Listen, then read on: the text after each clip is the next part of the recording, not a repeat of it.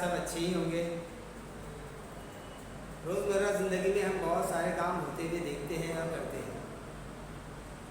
जैसे मिसाल के तौर पे कम होना, किसी चीज़ का कम होना।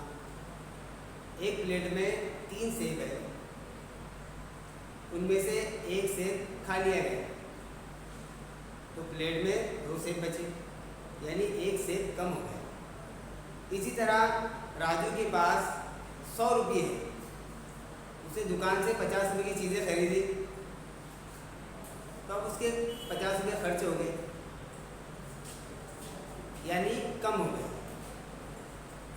तो ये अमल रियाजी में तफरीक का अमल कहलाता है। तफरीक यानी कम करना, घटाना, निकालना, काटना, अलग करना। तो आज हम तफरीक बगैर हासिल वाली ये करना सीखेंगे।